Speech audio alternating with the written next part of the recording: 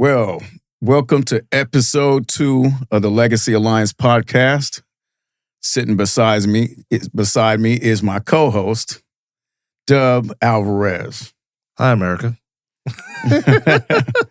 Simple as that. This guy is a man of few words, sometime. I don't know if me and few words, I don't know if that goes together. I just say what I say and I try to get out the way. But nonetheless, welcome. Or should I say thank you for the invite, I should say. Are you excited for today?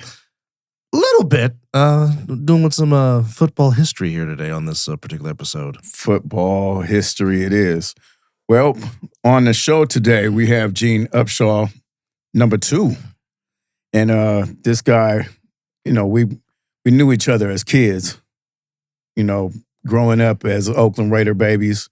We all know each other when we're kids most of the time because of, it's a long history of our dads playing back in the day.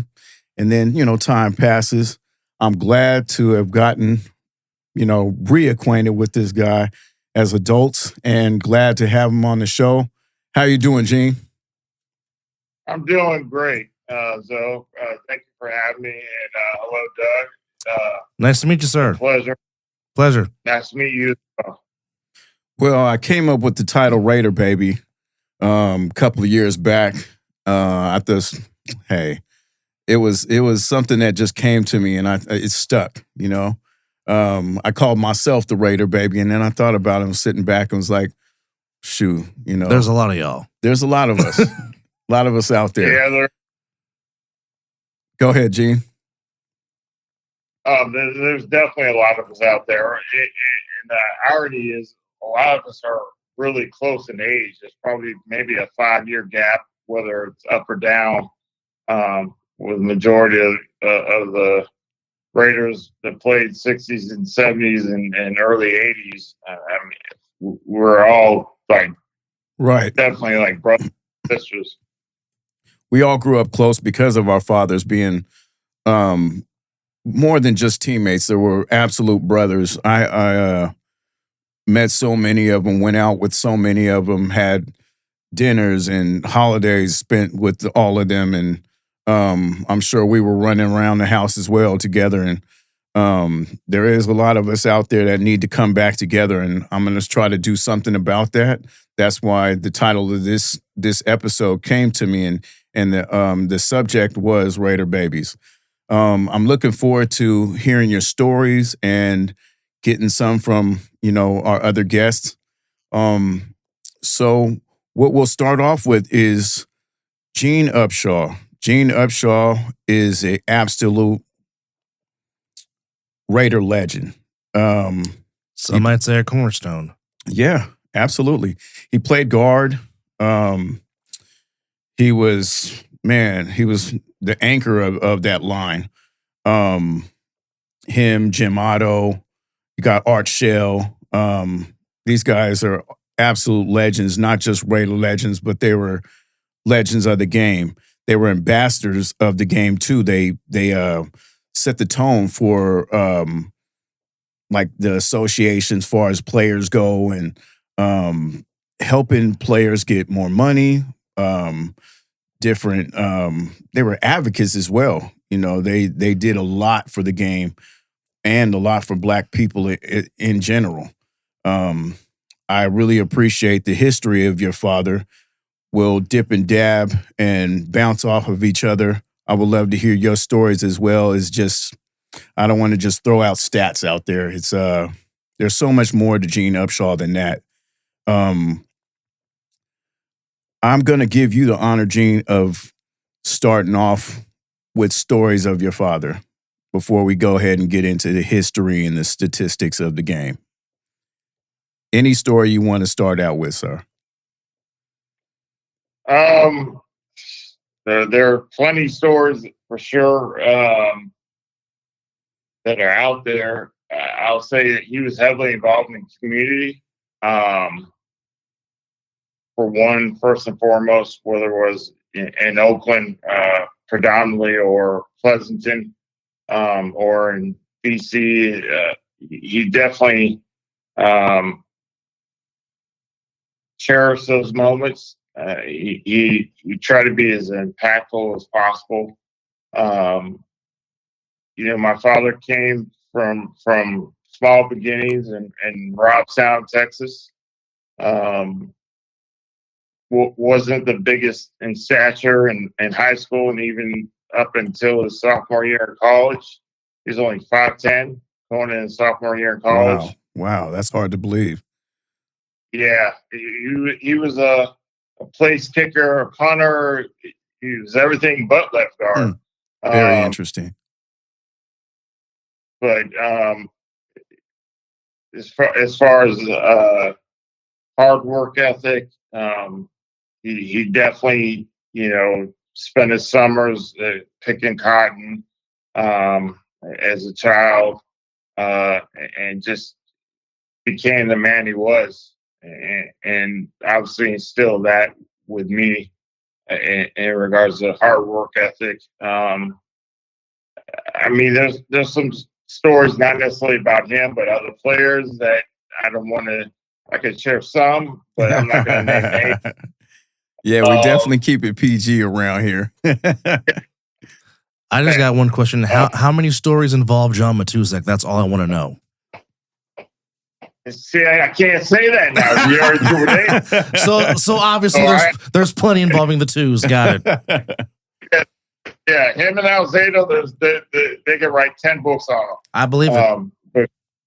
But great guys. Enjoyed life, 100%. I'll tell you a story that I heard. I can neither confirm nor deny. Please do, sir. Please do, sir. I'll give you two. There was a time, I don't know if it was Oakland or if it was San Francisco. It was a little ways back, but I know that some players went out, and it was a famous, I don't know if it was like a Polynesian restaurant or sushi or something, but they were famous for their food. They're also famous for their aquariums. They had these, the big fish tanks, not like how they have them today, but for back then, they were enormous. Right. And my ties were like the drink of choice, I guess, at that time. The guys went out, got a little tipsy. I don't know if they didn't care for the drinks anymore or they thought they were terrible, but they ended up dumping them in the fish tanks. And these tanks had all these exotic fish in them, end up killing all the fish. Oh, wow. The Raiders got for about like 18, 20 grand, which is like 70, 80 grand. Big money right now. Yeah. Now, I don't know if it was the same night or if it was a different night, but apparently one player was dared. And I don't know how they got access to this, but apparently went through an actual car wash naked.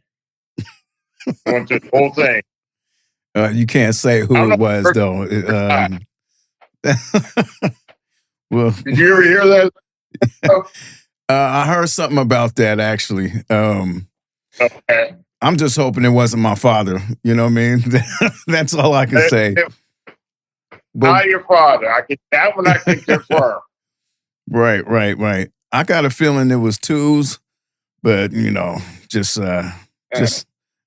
that's just off the top of the head. Well, yeah, I'm saying no more. Right. We both keep that one to ourselves. That pretty much answers the question.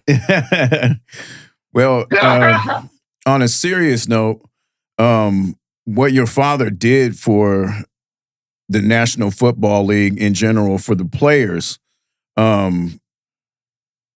what can you tell us about that? I know he was like the executive director of the National Football League Players Association, and that right there says a lot for the 70s and it just beginning and having a history of being a part of that and actually being a guy that helped to start it means a lot to me, for my father and a lot of the other players. And the players that are still here today. So what can you tell us about that? I mean, he started off as a player rep, worked his way up to um, player executive or president, Hmm. I should say, for the players. He was their representative, and then he transitioned into the executive director role after he started playing. Right. So he was involved with the politics for a long time. He obviously built a lot of good relationships and probably, made some bad ones along the way, but you can't make everybody happy. Well, you Um, got to respect his game as far as his career goes and what he did for the NFL. You're going to have guys and people in general like you or dislike you for being you, for one, but being involved with something that means a whole lot, you're definitely going to catch flack either or way it goes.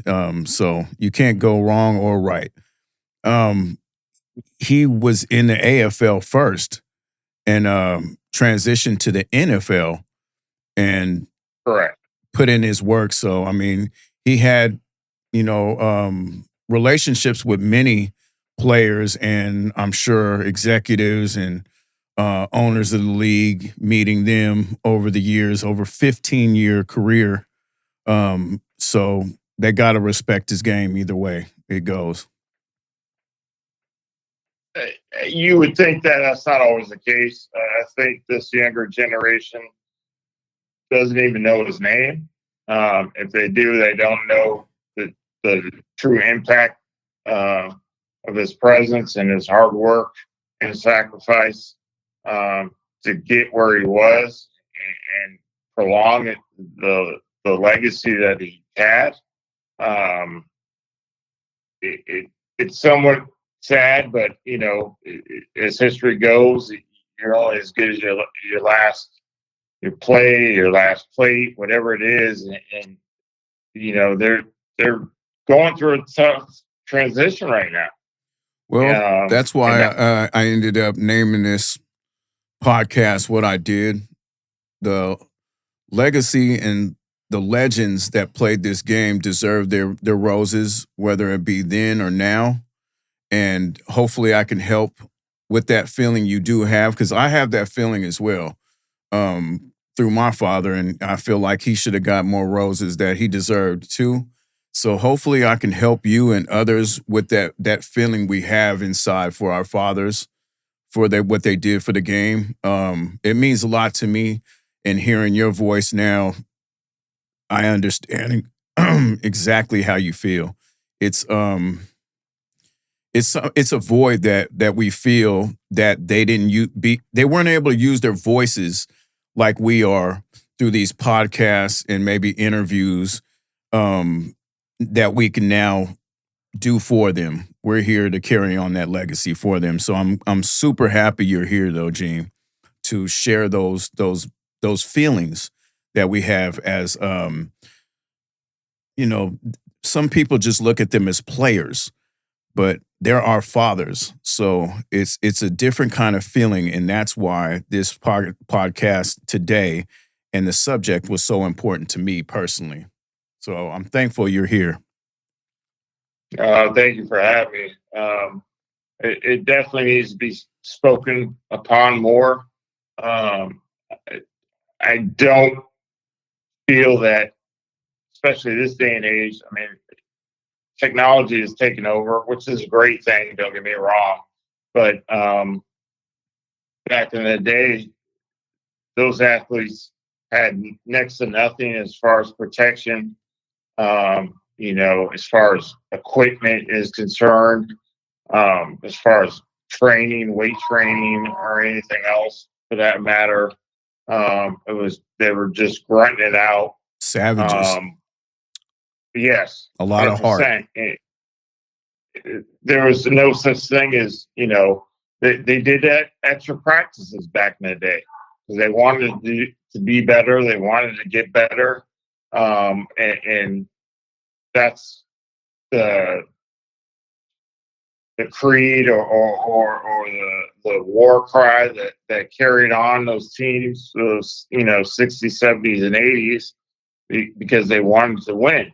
Absolutely. I mean, commitment to pride and poise and silver and black, all those, they really meant something. They weren't just some words of manifestation or whatever else. They put in the work to make those words mean something and count. I'll say it from this perspective. Yes, today's athletes are bigger, stronger, faster, but they're soft as Sherman. They really are. And I say that because obviously back in those days, you had two-a-days and you hit in pads. Yes. They don't practice enough in pads as it is today. And that's why you're seeing all these non-contact soft tissue injuries, because they don't practice enough. They've put a cap on practice to where they hardly wear the pads and they don't hit in pads. And this is why you're seeing, I mean, the percentages of torn ACLs in today's game, I'm pretty sure is lesser than in the games back in the day. And I'm old enough to remember stuff being in the 80s, and just you hardly saw torn ACLs like you do today. It's crazy too, because technologies came so far. Yeah. You wouldn't think so. You got new pads, you got all these helmets. You got guys coming back from ACL tears and MCL tears 6 months, 8 months, and they're at full strength. It is pretty crazy that it happens as often as it does, as far as sciences came, and the technology that we have to think that we can prevent these things that are happening to these athletes. It seems like it is worse. Those injuries, like we're talking about now, for an example, ruined my father's career. I would walk in on my dad and he's changing or something, and I'd be in awe by the scars he had on his knees. They were from shin to thigh. I believe it. And these guys come back super quick. They got the microscopic, tears, on their bodies, but it doesn't even compare to what our fathers had coming from back in the day. It's pretty crazy. But here's the irony, though. And you would ask them, will they do it again? And they would say they would do it in a heartbeat. They would do it. They would do it again. I'm doing it too. Mr. Gene, let me ask you this question. Now, obviously, your father was involved in the whole politics and being in the front office. With the way things are going today with the Players Association, how do you think he would feel about that if he was still here with us today physically? I think there would definitely be some things that would not have happened if he was still on the guard,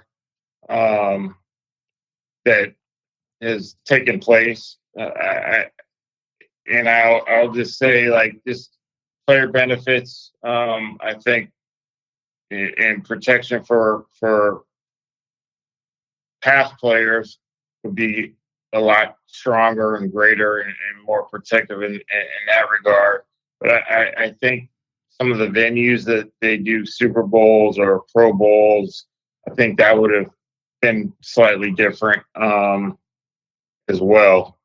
Like the New York Super Bowl, I don't know if that would have ever happened. Pro Bowl would have stayed in Hawaii, in my opinion. But I know it's getting expensive and hard for the players to get the families out there. So I understand Orlando. Another good venue. Do you think they would have the 17 game schedule? Because I know they're trying to push for an 18 game schedule. Do you think that would have happened under your dad's watch if he was still part of the Players Association? Plus preseason. We are at 3 now. I'm talking about regular season. Well, there's 3 preseason games, but I'm talking about the regular season. There's 17 now, and I know they're trying to push it to 18. My question would be, would that even happen 17 games if he was still, in charge of the PA? I don't believe so. Okay. I don't believe so either. Well, man, we're going to get into some statistics. Like I said, we'll do that at the end. Gene, thank you so much for sharing personal stories because, I mean, we got so much to tell, and we'll be talking, off the air about a whole lot of different things, I'm sure, to come after this podcast airs and some more things. I'm looking forward to it, brother, more than you know. Your dad played 15 seasons, correct, total? The water's a little muddy, but 15, 16. Between the AFL and the NFL. Right. All for the Oakland Raiders? Yes, sir. Wow, that's something else. Guys wouldn't even know the half about doing that kind of thing and the loyalty what that takes to an organization and an individual, what it says about that individual as well. That's something else. We were getting on the whole health thing and, injuries and stuff like that. But our fathers are from the Midwest and from down south areas. Your dad grew up in Texas, correct? Correct. As did my grandfather, born and raised in Texas. So they was born and breeded a little different than these cats nowadays. Texas boys, they're country tough. He went to Texas A&M. Oh, my father, A&I, actually. A&I, but it is now known as A&M, correct? Yeah. Yes. Part of A&M. Yep.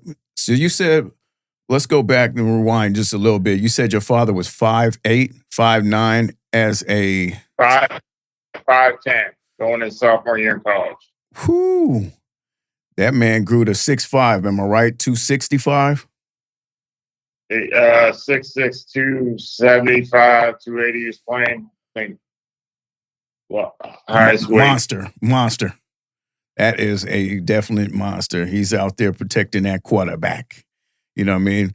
Yeah. Ken Stabler definitely had great guards, great center, and on that blind side, that tackle position was a must. Art Shell did his job. That is a heck of a line right there. People don't understand how great that left side of the offensive line was. That is crazy. Especially when they run 17 Bob Trejo and you got big 63 pulling to the left with. Okay, if you want to watch textbook offensive line, folks, just watch Super Bowl 11. Absolutely. Just watch that particular game alone. You got Villa on the line too, and just watch Clarence Davis go to work behind that offensive line. I'm trying to tell you. Wow. And I think Dave Dalby does not get enough credit because it's tough replacing 0-0. Let's just call it what it is. Tough. And then for Dalby to come in there and basically be that anchor, and then Don Mosbar takes over him, and Don Mosbar doesn't get enough credit because he was a damn good center too before he had the Jim unfortunate eye Otto's injury. shoes are really hard to feel. They really are. The guy played for like 40 years. But I think absolute monster. But I think the more impressive thing about your father's career is the fact that basically, out of his entire career, only had one losing season. 10 of those 15 years, they're in the playoffs, and it either ends in a conference championship game or a Super Bowl. And those were hard to come back from because they lose to the Steelers 4 times in a row? Yeah, 4 in a row before they finally break through in 76. Man. But and harder to champion. That's true. But I know for Raider fans that are, I'll say, 30 and younger, all they've seen is losing with the exception of the 3 years from 2000 2002. And then it's been, crappy ever since you sprinkle in 2016 and 2021, the 2 years they made the playoffs. But from up until the 90s, we were the highest winning percentage from team. 63 to 80, from 63 to 85. Sports. Only the Cowboys can match the winning of what the Raiders have done. Right. Like, people don't understand that. For as many Hall of Famers as the Raiders franchise has, and obviously we know what Mr. Davis has done for everybody.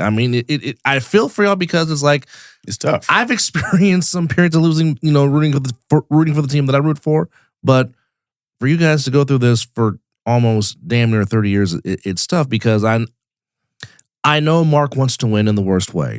Absolutely. No one cannot deny that he wants to win so badly, and he's doing everything to try to put it together. I don't know if Pete Carroll's the right fit. I do like John Spytek because Spytek did put some good teams together in Tampa Bay and was there when they won the Super Bowl. So obviously, Spytek has an eye for talent. Mhm. And for those that know football, it takes 3 years to build your program. Now, if by year 3 you don't see improvement, okay, roll the dice, start over again. But I mean, the right combination has to fit, and I don't know what that is. And None of us do at this point right now. Gene, your closing notes and just your thoughts on what the team looks like right now, what you think we need to do. We'll close it with that. Oh, you're putting that weight on me. I got to, sir. You're a Raider baby. It's in our blood, DNA. I don't know if they need to let go of the old legacy. To be honest with you, to rebuild, I think they've been hanging on it for too long and with no results. So there's something that needs to change in the building or in the culture, and they need to redefine themselves and rebuild. How they do that, I'll leave that up to the nation to give their thoughts. I'm not going to be the one to share that. So I want to stay politically correct, but there's a lot of work that needs to be done. There's no secret about that. I think there's some true gems on the team currently in the organization. Sometimes they hang on too long. Sometimes the things too short. Don't allow growth.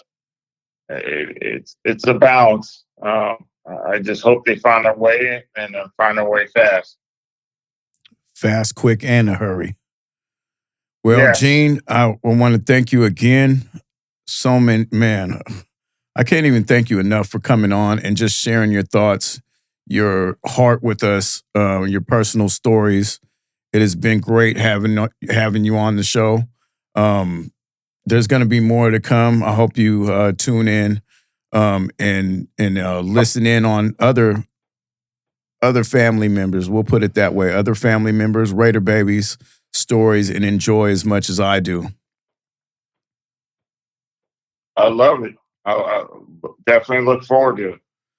Doug and Zoe, it's been a pleasure. Pleasure to meet you, sir. Hope you have a good rest of your day, and you'll have a happy Thanksgiving. Thank you. as Same well. to you. You as well. Gene Upshaw 2 on the Legends Alliance podcast. Man, what a great guest to have on for us. Now, recap, and just to go over it before we get out of here. Man, I can't say enough about Gene Upshaw. A little quick story for y'all. There is an interview out there of my dad. My dad didn't do many, as we know. Mm-hmm. And Gene Upshaw was one of the only guys, supposedly, that could speak to my father during the week, preparing for the next game. And just in general, my dad didn't speak to many people. There was some teammates that can come and talk to him, but he was just that guy. He was the guy at the end of the bench. He was the spark on the team, the personality, the whole nine. But Gene Upshaw is a 2-time Super Bowl champion, AFC champion, 3-time All-Pro in 70, 74, 77, 2-time first All-AFL All-Team, 5 second-team All-Pro, second team one more time, 6-time Pro Bowler, AFC, AFL All-Star, NFL All-Team, All-Decade. Of the 70s. Yeah, of the 70s. NFL 75th Anniversary All-Time Team, and one of the 100 greatest players to ever play this game. Just to give you a little info on the man, the myth, the legend, Gene Upshaw, and my father's teammate. I think the one thing that really captures me, it seemed like when Coach Madden retired, it seemed like Gene took over the mantle because as we know, John Madden had the 3 simple rules: be on time, be on time, pay attention, and play like heck when I tell you to. Play like heck when and I tell you there's to. like a certain snippet. Now, if you haven't seen the series America's Game on NFL Network, where they talk about all the past Super Bowl teams, first off, it's a great documentary. Number 1, number 2. Gene was one of the voices talking about the 1980 Raiders, of course, the first wild card team to win the Super Bowl. And there's one particular footage to where Gene is holding court because obviously if 63 is speaking, shut up and listen. But obviously they had just beat San Diego to go to Super Bowl 15. And basically he's speaking about, yeah, we're here, but let's focus and pay attention and all that stuff. And it seemed like he took over that leadership void once Coach Madden retired, even though Tom Flores, who finally got his flowers and finally got in the Hall of Fame. Finally. But it seemed like Gene took over that mantle, being the leader of the locker room per se. Not saying that he probably wasn't in years past when Coach Madden was coaching, but that particular clip just basically exemplified what Gene Upshaw was as a football player. One more stat, I'm in awe. You know what I mean? Just doing the research, but I want you guys to come to grips with this. The man played in 217 games. Dub, you are a historian. You know how many games was played in these 70s. What was it, 14? It was a 14-game schedule. 14 and then they went to 16, and they went to 16 games in 78. We're talking 217 games the man played in, and he started in 207 games. That is stats that it just doesn't happen nowadays. Guys, my fingernail hurts, my toenail, I tripped over my cat at home, and I got to sit through some out coach when they're making millions and millions and millions of dollars. And these guys did not make that back in the day. We're talking O linemen now. They're some of the highest paid players on the team. Yeah. Back then, they weren't making that kind of money. No. These guys now, the owners understand how important these guys are so that their franchise player, which is your quarterback most of the time, gets that protection he needs. So big ups to Gene Upshaw 1 and 2. Thank you, Gene, for coming on. And here's the irony, though. And it hasn't changed with the game of football. And you know this as well as I know this. It's won in the trenches. Whoever controls the line of scrimmage, 3 fingers down, wins the game. Point blank, period. That has not changed, and it never will change. It never will change. Like if you control the line of scrimmage, you have a very good chance of winning a football game. Absolutely. Well, that concludes this segment of the Legacy Alliance podcast. And man, we had a legend's son on today. That means a lot to me. I don't know how about you, but how it makes me feel is crazy. If you are a part of the nation, that's royalty. Absolutely. 63 is royalty, just like it is with 00, 24, 12, 16, 37, 32. Whatever number you want to throw out there, that's Raider royalty. Absolutely. So now, since Zoe has given me the ball, so I guess I got to run through the hole now. But we have we have the son of legendary Raider Otis Sistrunk. We got Mr. Jeff. Jeff, are you there? Can you hear us? Oh yes, I can. I see you say you finna run the ball as long as you don't fumble. Hey, well, nobody will do the peanut Tillman on me. Let me tell you. But first off, thank you for joining us, and of course talking about your legendary dad. But now, this is the first question I have because obviously I'm a fan of the male soap opera that is professional wrestling, and seeing that he actually was a tag team partner of Michael P.S. Hayes of the Freebirds. Yes, I'm going. You went there. First. I'm going geeky. I had a feeling that was going to happen. I'm going geeky right now. Yep. I'm reliving my childhood. So, how did that happen? And how did he end up? Now, obviously, Michael P.S.A. is one of the best talkers in the business, and one of the great minds of the business. How did your dad end up wrestling for the NWA in his brief wrestling career? How did that come about?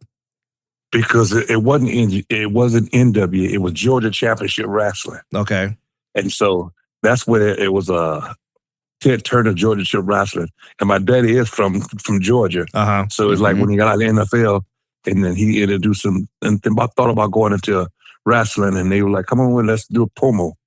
And that's what it was. We'll get a big promo for him. And he was as a special guest of supposed to be like one of the badasses coming in and stepping in because all the free birds won. He said, I got somebody that can take care of business. Oh, yeah. As they say, put belt to ass. Now you know, Dub, why I passed the ball. I had a feeling that was coming. I had a feeling that was coming first, so I had to pass the ball. I see Freebirds, I see Michael PSAs, I see Superfly Jimmy Snuka, I see Terry Bam Bam Gordy. So of course I had to go there I already first. knew it. Oh yeah. I knew it. I had to pass that ball. They had champ when back in 85. They had a champion. They won a championship, tag team championship together. Wow, that's wild. Wow, that is it was crazy. Jordan championship. Yes. Yep, they hold the championship for a while. So, did you ever get to meet the Dean Gordon Sully? Because I know he was heavily involved with Georgia Championship Wrestling at that time. Did he get to meet Gordon Sully? Well, you know, when you go in a meeting, you meet somebody in a lot of room, and so many people going on. You're young, and you're seeing all these famous people, and you're like, as a kid, like, I'm here, and this is who this person is, and who like. There's somebody. You got to preach yourself. You there's somebody. But then as you got older, you're like, damn, I was sitting right in the room with them and not even know it. I'll share a story about that one. When we're finished. There's possibly a chance you probably sat in the room with the American Dream Dusty Rhodes, didn't know it. Right. Okay. Touche. Right. Like I said, they had those like gatherings and banquets. They had some good banquets back then. I believe it. Oh yeah. I got to know about Jimmy Superfly Snuka. Did you get to meet him? No, I didn't. I didn't. Like I said, Dad was like, hey, follow me over here. Let's do this. Make sure we don't do this. Make sure you don't do that. Don't get excited when you see people. Just I know about it. I know about what you're talking about. Well, now what I have to do is I now have to go on YouTube and find that match with him and Michael PSA's tag team. Now I have to go see this now. Now I have to go watch it. Well, if you go in and look, you see when he first come on when he came to Georgia Championship Wrestling, he had a brown suit on. He wore a cowboy hat. I can't forget it. When he came out behind Michael PSA's, talked to him and introduced him, come out.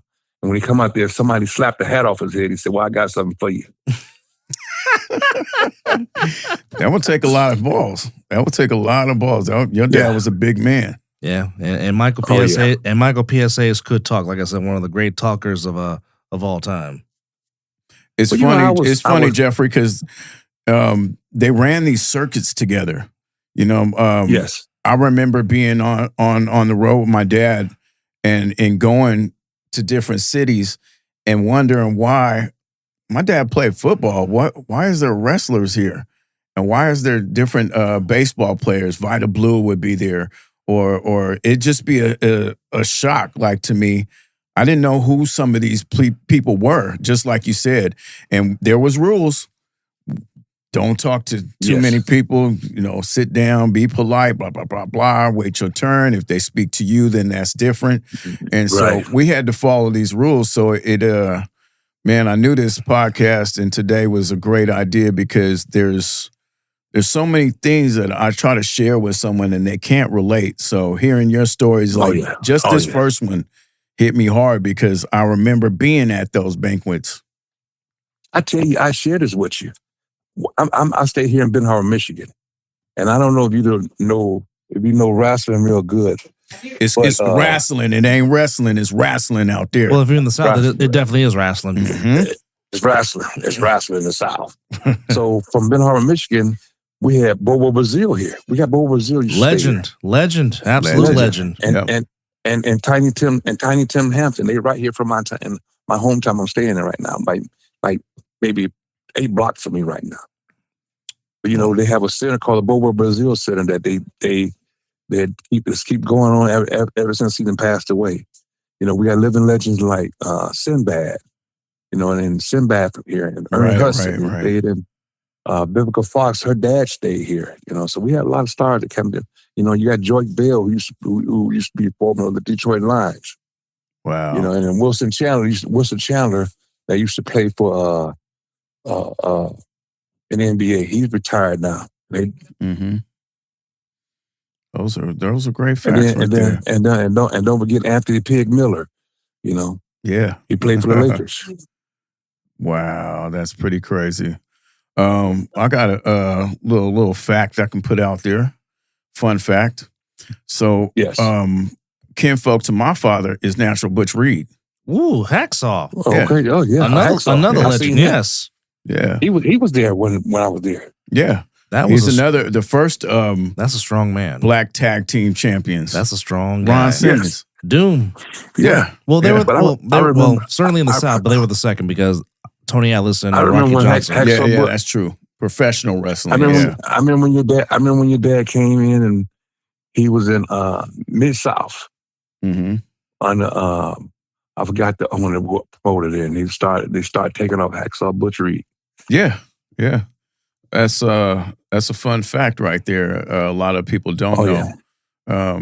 Kansas I City, know. Missouri got those, Yes. those fan favorites in the cuts. You know what I mean? And Oh yes. yeah, my dad, he was a legend in his area. He just actually got inducted into the high school Hall of Fame at Wyandotte High School here recently. And Okay. I'm so proud of my dad for that. He still holds Oh, yeah. records at his high school, believe it or not, still to this day. My dad was going to get drafted by the Knicks back in the day. I asked him why, because my dad was, you know what I'm talking about, Jeff. You know about those, like, we go to those celebrity charity events and different things like that. My dad was out there shipping on people when it came to basketball.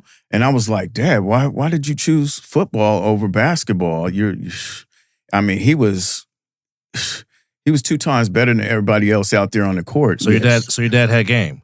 Oh man, Yes. he was going to Oh, get yeah. drafted into the NBA. He said to me that I loved the physicality part of football, so I chose football. Mhm. And I was like, wow, that's something else. Because he was just, man, he was. Well, some He people was love something else some on that people love the basketball hitting. court. They love the contact. Oh yes. They love that gridiron battle. Well, my dad was Who's definitely one of those gonna be- guys. He Who's gonna be the better man? That one-on-one contact. who was Oh, gonna yeah. get up off of that dirt. And Yes. we definitely your butt off. the Raiders definitely had those gritty, grimy type players, and they picked each other up off that dirt as well. My dad and your dad, and just getting off the phone with Gene, those guys were brothers. You know what I mean? There was Oh yeah. Gene told us a story earlier about how, and I'm sure you can relate and remember, how we would all go out to steakhouses and go to these banquets together. Our whole family was there, and we Right. became family like that. Oh yes. So what fond memories do you have of something like that, as far as like either a charity event we attended or these banquets? What do you have to tell the fans Most out of mine there? is charity events, and then when you look at the history, I remember I went to a charity golf tournament and I seen Ben Davison. Mm. And Ben Davison, he was big and he walked and The and original he get out 83. there and he get out there and he hit a ball. He hit a golf ball other side of the course, and all he wanted was ice cream cone. He bet ice cream cones. That's all he wanted to bet was an ice cream cone. Right. And then you sit there and listen to all the stories. Like I said, your dad just said, when you hear some of these stories, just keep them to yourself. Don't repeat it. Nope. You can hear a lot of stuff. And then, they were talking about how they was hitting back in the day and how stats and everything wasn't recorded, and if they recorded stats back then so they could record stats now. Most of the players been back in the NFL, been retired. Well, we had But a I share talk. with you. We had a talk off air about that, and sorry to cut you off, about the statistics and how these guys will never get their props because there wasn't no stats being recorded back then. And you made me look at things in a different way completely when we had that discussion, and I'm glad we had that discussion, because it absolutely opened my eyes up to how many other players didn't get their roses or get into the hall because of this reason. Yes, I tell you, I share with a few people, some of the things that I know for a fact. How, like, prime example, my dad, who didn't go to college. Yeah, he played a little bit semi-pro. That was like 1 year. Then the Green Bay Packers looked at him. Then later on that day, they sent him to the Rams. Then he went to San Diego, and then turned around. They moved him from the Rams, lost him when it was in St. Louis. Then he went to the Chargers, and then he ended up in Oakland. But as he didn't graduate, went to college, he went right on the field and he started across the whole line. Al loved those kind of guys that kept grinding. And if he other played teams, the gridiron. Yes, and he played against all kind of people. Yeah, all kind of professionals. And they overlooked him. But then look what he did. He ended up starting for the Raiders. But now you talk about all the sacks and fumbles and and creating defensive plays that got overlooked. And all of a sudden here in 1979, now you guys want to collect status. Yeah. But those guys opened up. Back then, my dad and them opened up the doors for younger people. Your dad was football. A man-child. He was out there. Think about this. Man-child and out there as a youngster, not a 22, 23-year-old college graduate. We're talking about a 18 to 19-year-old kid out there playing with these grown men that are fierce and got grown man strength, have already made teams, been kicked off, got chips on their shoulders, trying to get back to the league, trying to get back on a team, and your dad trying to outplay these guys and show what he has is crazy to me, But like when he told me, he said, like, Bubba Smith, who played for Michigan State, he went to the Raiders. He didn't last that long, but a few years. Carl Weathers, that played for the Raiders. Yeah. Apollo Creed. Them guys went off and they all went into a movie theater, but he stayed. He's just showing them that, hey, look. Yeah. Then when he hit Terry Bradshaw, a lot of people never talked about that. And there have been movies been made. They'd never called him and asked him to help him out. But they took a scene from his life and used it on the screen. Yes, they did.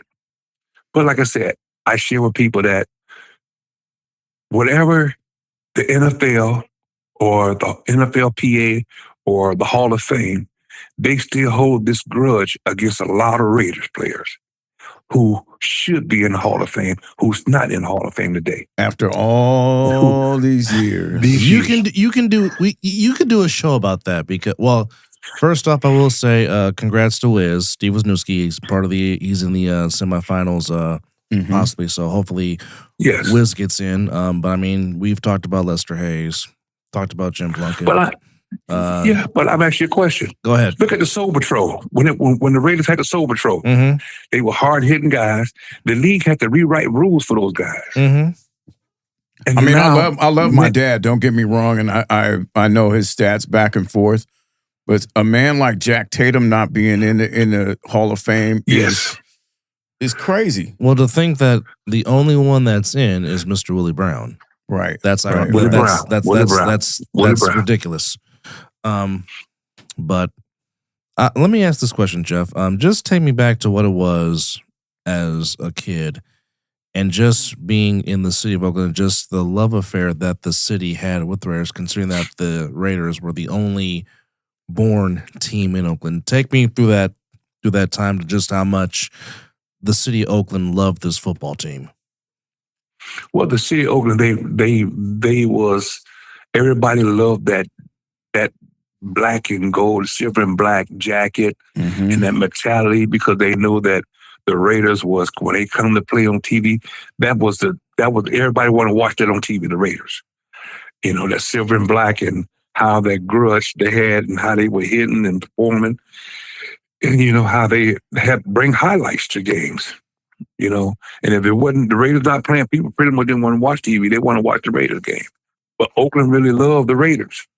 They love the Raiders, and today they still love them.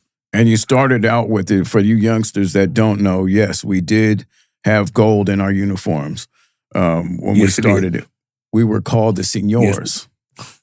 That's right. That's just some history fact for you. And you then young bucks.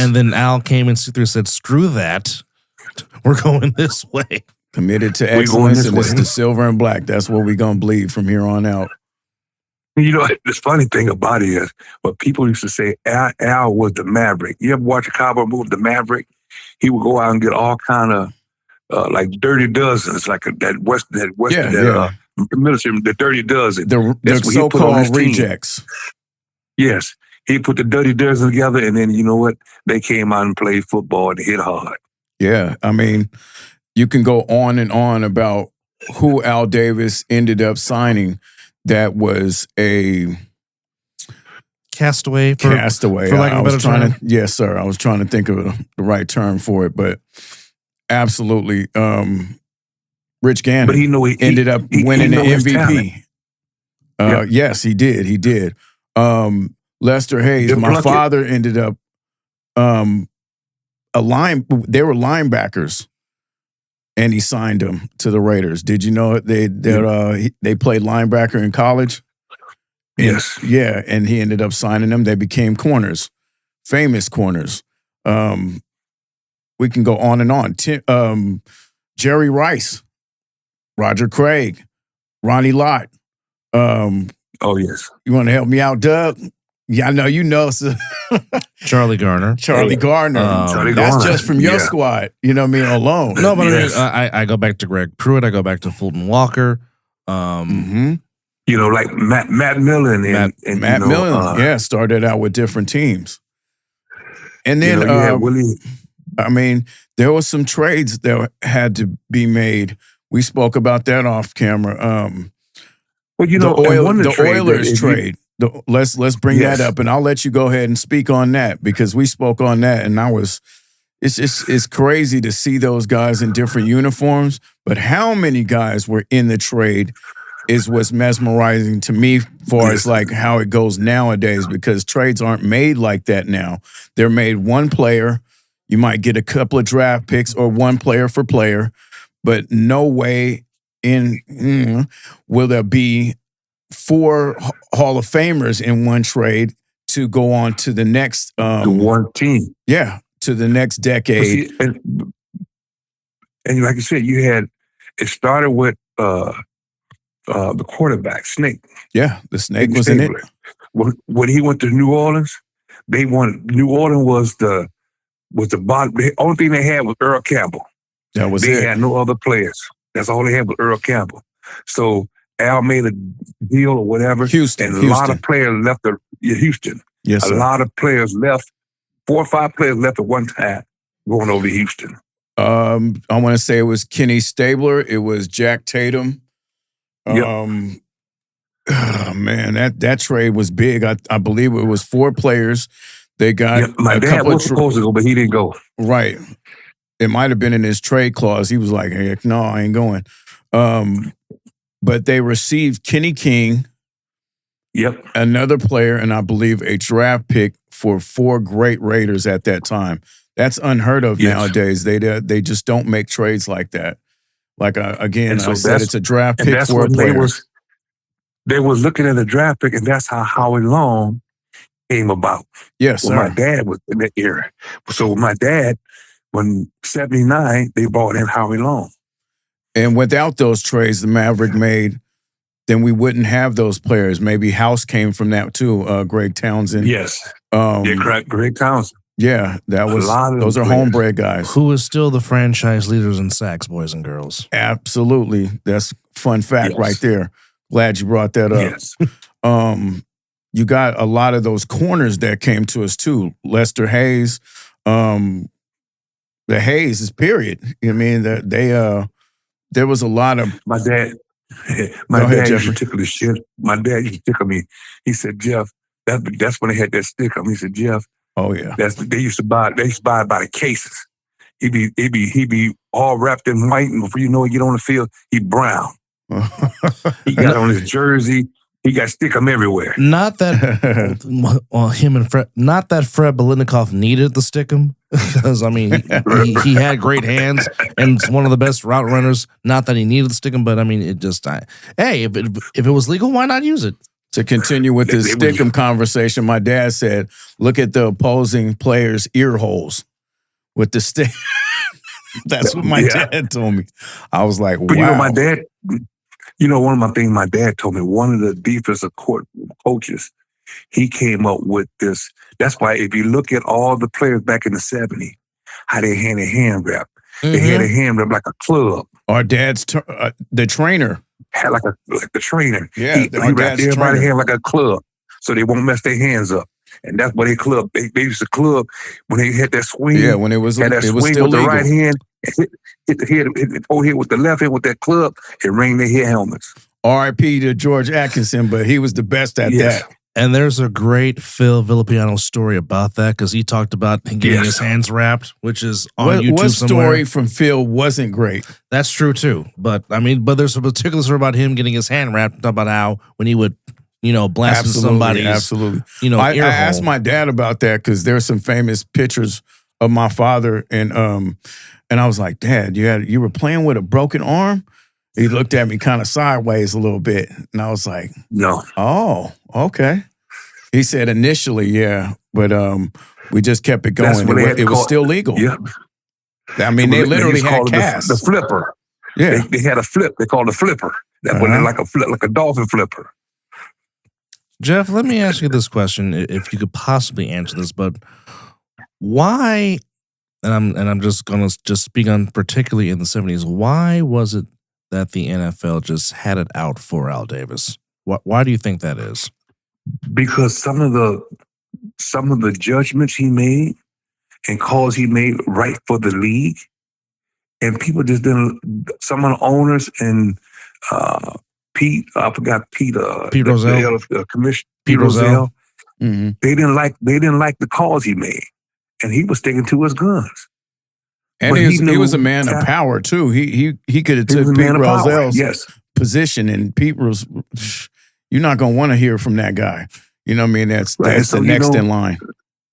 And so they sued him, and and they didn't go nowhere with it. They didn't go nowhere. So then now, so after the player association, Pete Rozelle commissioners went after Al Davis. They know they couldn't beat him. So only way to beat Al Davis was his players that played for him. Now today, like my dad, who's 84 years old, not still in the NFL here. Hall of Fame. Yeah, that's the only way you can crap on him. If you look in the history, if you look at the last 6 years of the NFL Hall of Fame or the NFL Senior Hall of Fame, most of the Raiders players are down there like 560 to 800. That's crazy. That was very talented. They wasn't telling how they make the Pro Bowl. They wasn't telling how they made the Super Bowl. But now they're down, and prime example, God rest his soul. God rest his soul. Steve McMichael, great guy, great football player, but all wrestler. He had 80 ELD, and when he died, they put him in the Hall of Fame. Yeah, he didn't wait his time like everybody else.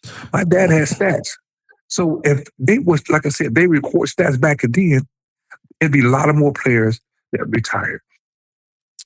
Absolutely. I think it's just a shame that the Snake and Cliff Branch had to die before they finally got their busts. And I was really hoping that Tom Flores didn't have to die to get his bust, which rightfully so they finally put him in. He was alive to do a speech and all that. But I mean, it's mind-boggling because, again, you can't talk about the history of the NFL and not talk about the Raiders or Al Davis. Al Davis. I mean, we could. His accolades are crazy. They're off the chart. Yes. There's been, just you young viewers out here that are watching, there's never been or never going to be another Al Davis, and it's not just because I'm a Raider fan and born into this. Al Davis had jobs and continued to do for the NFL things that can never be duplicated. He had every position there is, on right. and off the field, and there's never going to be nothing like that again. Here's what you need to know about Al, and a lot of people don't know this, but Al paid for Derek Thomas's funeral, the great Kansas City Chiefs linebacker who tragically passed away in a car accident in the snow during Super Bowl 34. Al and he terrorized the Raiders. Yes, torched them.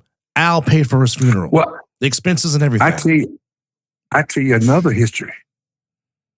My dad told me that Terry Bradshaw, when Raiders played the Pittsburgh Steelers back in 72 or 74, Terry Bradshaw wanted to come to the Raiders.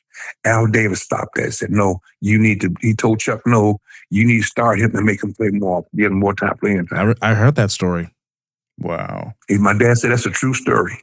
He said, because the Raiders were hitting so hard, I want to be on that team.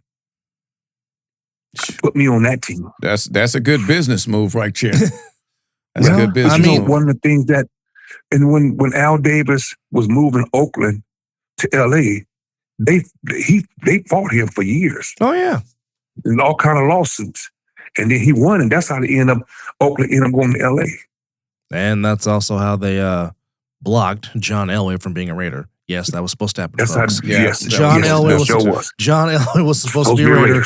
There's a 30 for 30 on that. If you haven't watched it, watch it. But John Elway was going to be in silver and black. Well, Jeffrey, you put in a lot of work. I thought I was going to have you on the phone for about 15 minutes. I know you got to get back. I'll tell you about another name like George Atkinson. I was talking to his wife, and she was telling me, said, one of those games that, when it was Soul Patrol and George Atkinson intercepted the ball, and it was like, my dad was in front of me, he said, hey, Otis, you need to get your big butt out the way because I'm trying to get this touchdown. And my dad you just keep following me. I'm finna take you. You finna go to the house with it. Definitely. Well, we're gonna end this, interview with some current situations. We'll call it situations. Oh yes. Okay. I'm gonna let you go ahead and just ring off some shots. You know what I'm saying? And go ahead and tell me how you feel about this move, for one, and then go ahead and let me know what you think about the current team and what you feel we need to do to turn this whole thing around. Well, I mean, I understand Pete Carroll he's about the only one left besides the coach from Kansas City, older player coach. Patrick Graham is still there. The defensive Patrick Graham is coordinator. still there. Yeah. If you watch the game, me and my dad were sitting there watching a couple of weeks ago, and he was like, they finna run this play right. And when you sitting here and you can run it, read his plays, he's not coaching. Right. Chip Kelly. We're speaking on Chip Kelly. Chip Kelly, Graham, as a defensive coordinator, he don't have the player. He don't have the player in the right position. This last game against Cleveland, they was running to each other. Man, trying to get at the running back. The game before that, we only ran our running back 7 times the whole game. 7 times. And the game before that, he only got 5 yards total for the total game. And this is a dynamic running back we drafted, number 1. Yes. And you're going to run him 7 times. A guy like that, and yeah, our O-line is crap. I get it. But you at least need to give that guy at least close to 20 shots a game. But the other problem is you got a beast of a center that you moved him to guard. Oh, now him out of Jackson position. Powers. He just stole my thunder because I was going to ask, should JP and my co-host of a podcast that I do called the Mizzle Dub Show, Mizzle, has been screaming, JPJ needs to be a center, not a guard. He needs to be center. Chip Kelly was trying to ship him out of there. He was trying to be a part of getting that guy shipped out of there, and that's the one bright spot we have as far as our O-line goes. I wanted my team to drafted him, and he just happened to fall into your guys' lap like Genty and Brock Bowers. He was born a Raider. He said it, and he's right. He was born a Raider. We need to get that guy. That's what he said. Polished up. He was born a Raider. We need to get him polished up and just get him on his A game and move him back to center and keep him there. I don't know what's going on. I see they didn't put Greg Olson back as offensive coordinator for the third time. Third time to charm, I guess. Time. If you're gonna do that, you might well bring John Gruden back. Go ahead and grab Greg Townsend too, and yes. Howie Long, and man, But I mean, if you do that, you might well, since Tom Brady bring Bill Belichick, let him be the offensive coordinator. That wouldn't be a bad thought at this point. I don't know. He's not doing so well in Chapel Hills. I don't know. Right. He's not doing good in Chapel Hills. No, he's not. Well, I mean, they try to do the Patriot way. It didn't work. Do we feel the game has passed those guys by? I mean, they've been around since the 80s.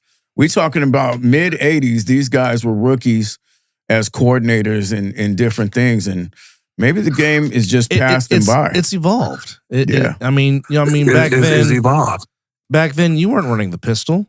Everybody's running the pistol now. No. Everyone's doing the run pass option. Mm-hmm. I mean, it's not the typical I formation, wing T, whatever you want to call it now. The 2000s Wildcat. Yeah, it's evolved. It's going to evolve more. It's just you got Austin Jeff, the running back. He's standing up. He should be down on a 3-point stand. Not just standing there because he's a short guy though. He can't see over. He can't see over the line. I think that's why he's standing up. What is he? 5'8", 5'9"? Yeah. Maybe 5'7", 5'8" on a good day. But I mean, I questioned why he was standing up too until I looked at the stature and I was like, wait a minute. Now I kind of get it because I ran the ball a little bit, back in the day. But still, I mean, if you're a running back and you have low pad level, it's very hard to tackle, which is why Barry Sanders and Emmett Smith were hard to tackle because they have low pad level. But once the ball is hiked, he gets low. But I think his vision, he's trying to look over the line while he can and read the defense. But if I'm giving you till you go down the 3-hole or go down the 4-hole or you cut down to the 6 and cut back a B gap, you know what hole you're finna go to. You know what your blocking scheme up. But now you just follow the scheme. You didn't juggle up. I got what you're saying. I feel you. And that's what it is. You standing up. Now you're giving yourself away. Because I'm looking at your. As I'm on defense, I'm looking in your eyes and your hips, see which way you finna go. Absolutely. So I'm going that way. Read the hips. That's what you got to do. You read the hips. That's what way you know it's gonna go. Well, Dub, let's see. I think it's time we just ring off the history of Otis Sistrunk and let these youngsters know that don't know who he is, that will now learn who he is through us and through his son. Well, what were some statistics that they need to know? Well, he played 7 seasons from 72 to 78, all in the silver and black. Was an undrafted player. Made the Pro Bowl in 1974. Was second team All Pro in 74. Of course, was part of the Super Bowl 11 team, the first one for the Raiders in 76. 76. Played 98 career games. Obviously, we talked about him being a professional wrestler, winning a tag team championship. Crazy. In Georgia Championship Wrestling with Michael P.S. Hayes. Obviously, one of the famous quotes came from Alex Karras when he was on Monday Night Football, talking about that Otis, his alma mater should be the University of Mars. Which is a very funny story. Man from Mars. Yes, it is. Yeah. War number 60, and obviously there's a great shot of NFL films of him and John Matuzak when your dad was on the sideline and Matuzak was rubbing his bald head and all that good stuff. Oh, yes. But certainly another one of the great Raider legends. Definitely made his mark on the franchise. And definitely is true to his Southern roots. Of course, born in the state of Georgia. Our dads were brothers, man. And then 2 years ago, he just got elected Hall of Fame for the state of Georgia, where all the professional players play. Yeah. Alumni of Georgia. That's he just got inducted that. He deserves that more. And then the school out just gave him a living legend from Carver High School in Columbus, Georgia. Wow. Say the living legend of NFL that still participate and goes out to the school system. Nice. And be the part of kids. Well, Jeffrey, thank you for coming on. I can't thank you enough. It's an honor just hearing your stories and being a fan and stepping aside from, my shoes and just hearing a different perspective and just hearing the stories that you shared with us. And, I'm a fan, of your dads, and our dads were brothers, like I say. These guys, my dad spoke so highly of your father, and just meeting your father and taking pictures with him and just hearing his stories are definitely fond memories that I'll never forget. I'll just, take with me until my time is over, brother. So thank you for coming on. The Legends Alliance podcast is a great platform for us to showcase these legends that didn't get their roses and deserve them. We have had 2 great guests, didn't we, Dub, for Raider legends that never played for another team. Both of these legends never played for another team. Whole career, one color, one jersey. So we are definitely honored to have their sons and speaking on their lives and their history with their fathers, and just being able to showcase, what they did for this game. Yeah, but like I said, to all Raider fans, do not give up. Good advice. You're gonna be a Raider. You're gonna be a Raider Nation. You're gonna be a Raider Nation for life. For life. For life. And then your commitment, whether you win or you lose, you still be there. Regardless, you go to a film, you go to a game, and they lost. You still pick your head up. We're gonna get them next time. Right. They don't know that mentality. Is like I said, this platform here is an example of what they need to know going forward. Win, lose, or tie, right, Jeffrey? Win, lose, or tie. You can't win them all, but you know what? There's going to be another day. We will win, baby. Yes, bro. We will win, baby. My dad said something about John Mack used to say, he said, get the wagon and it's time to hook and put the horses on. We're going to run this thing. So it's coming. It's coming. And so what? We cheat. Well, I mean, you saw what Matt Millen said. Raider rule number 1, cheating is encouraged. Raider rule number 2, see rule number 1. And punch the GM in their face and their teeth and get away with it. Well, I mean, like John Madden rule number 3, play like hell when I tell you to. Right. But like you said, if you want fans to go back and look at the old Raiders, how they used to come to the game, look like biker gangs and hippies, and they like thugs and everything. Everybody had to wear back then both suits to the game and getting off the bus. Yep. They just come. They look like they're ready to come kill somebody. They look like anything and everybody from all walks of life, and but they won. Yeah, they won. I absolutely love this whole culture. I ain't going nowhere. What about you, Jeffrey? I'm a Raider Nation for life. There you go. I tell people at work, I walk around my head still ain't holding up. And I said, don't worry about it. You better win. But if you can win all the games until you win a Super Bowl. If you ain't win a Super Bowl, you ain't win nothing. Right.